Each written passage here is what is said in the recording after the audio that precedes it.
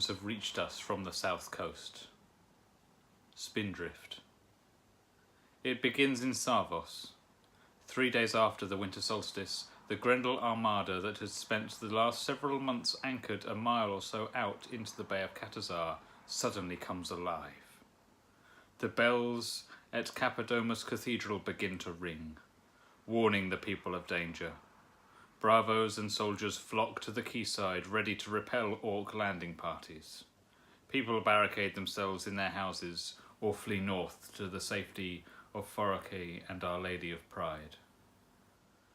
But the orcs do not come for Savos. Instead, the armada sets sail to the southwest. There is immediate fear that they plan to attack Trevento and the Spider's Dream. For haven't they threatened the Great Suspension Bridge before in their quest to cut the Brass Coast off from the rest of the Empire? Fast runners are dispatched along the coast road in a futile attempt to reach the coastal town before the swift Grendel vessels. But the orcs do not come to Trevento either.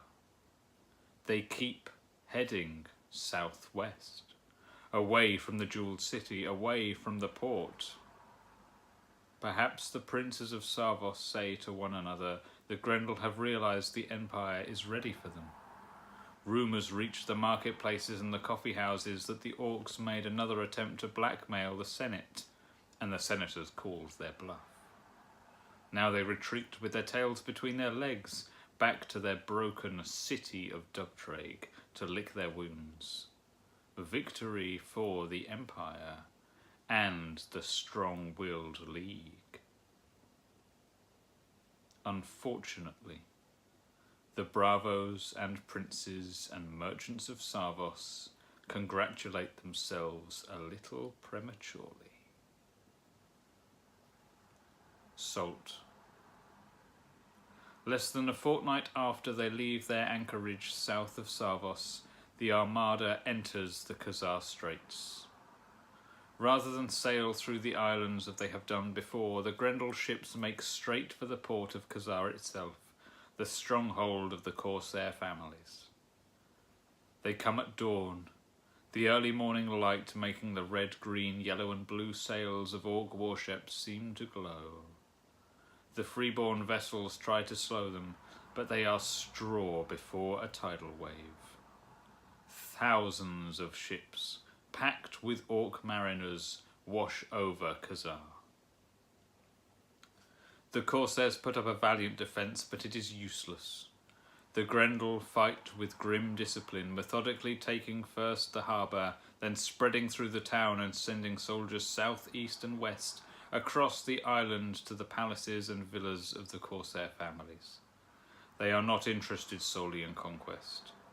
They are here to steal every treasure of Khazar that they can lay their hands on, carrying it back to the harbour and the holds of their warships.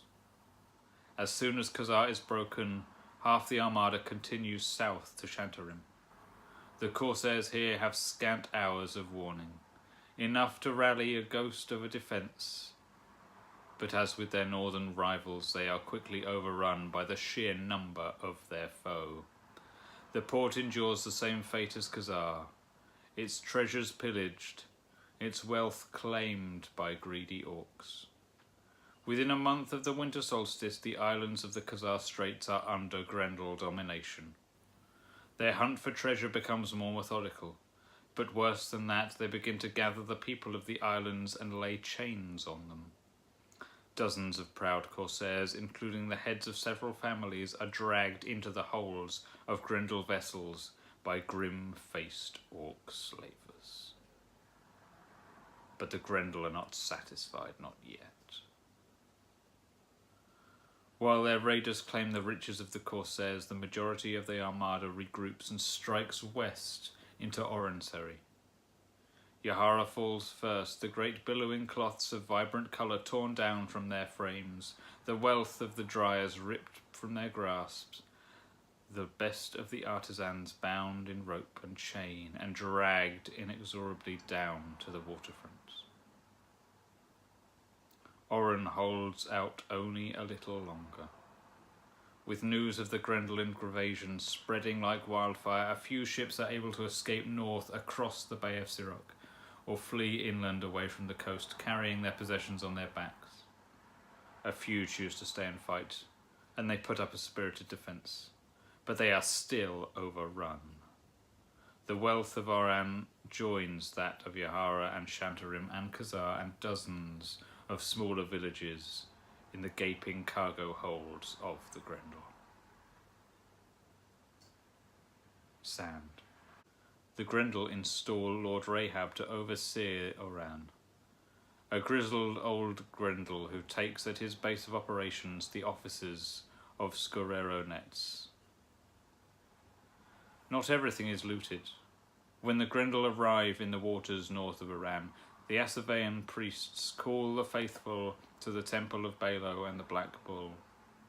Dark armoured guards sprout on the walls of the temple, and the banners of the Black Bull flutter in the salt wind. The Asavean merchants who trade in Oran take refuge in the temple, and then the gates are firmly closed. At the same time, in the harbour, the crews of Asavean vessels pull up their gangplanks and raise their sails, sailing north and east. The Grendel let them past, their merchant ships gilding between the Orc vessels as they bear down on Oran. Not only the Asaveans escape the Grendel. When the Asavean ships reach Shirok or the docks of Sarvos, it is not just Asaveans who disembark. Some captains have taken freeborn friends with them, others have sold passage to the wealthiest. One ship opens its holds to disgorge a freeborn priest of the Little Mother, and 30 children smuggled out of Oran under the eyes of the Grendel. Likewise, there are imperial citizens offered sanctuary in the Temple of Oran, no more than perhaps 50 old people who had befriended the priests or the Asavean immigrants. The Grendel bang on the gates of the temple, demanding that the priests hand over any imperial prisoners, and the high priests of the temple politely decline. "This is Asavean soil," she says. "You have no quarrel with us, but if one of you sets foot within the precincts of Balo, that will change." The Grendel respond by refusing to allow any imperial citizen to enter or leave. A cordon of soldiers surrounds the temple, searching every wagon that attempts to pass through. Food and basic supplies are allowed to pass, but any imperial trying to escape the temple is carted away in chains. By the end of the second month after the winter solstice, Oransari is a dominion of the Grendel. And still they are not finished. As the Grendel consolidate their hold over Oran and Yahara, and send their patrols out to pillage and rob the farms and villages inland, their warships strike against Braemar in the south. The gentle town with its rich vineyards and fields lasts barely a day before it is overrun, despite some hot-blooded assistance from the Surani merchants and their guards who stay behind to fight the Orcs rather than flee. Some of the finest wines in the Empire, so often compared favourably to the darker wines of dawn, disappear into the bellies and cargo holds of the Orcs. 3 months after the winter solstice, with the spring equinox fast approaching, the Grendel control the whole of the Khazar Straits and Oransari. They have captured Braemar, but the majority of Fontagenta is still under nominal imperial control. The Orcs have pillaged everywhere they have touched, stealing away not only art treasures and goods, but also people. It is difficult to be sure how many people have been taken back into slavery, and hard to mark the bigger tragedy. That is, the freeborn citizens being taken as slaves to replace the slaves they so enthusiastically freed. Or that some of those dragged back in chains to the salt mines of the broken shore are the self-same slaves that have only just been freed from bondage.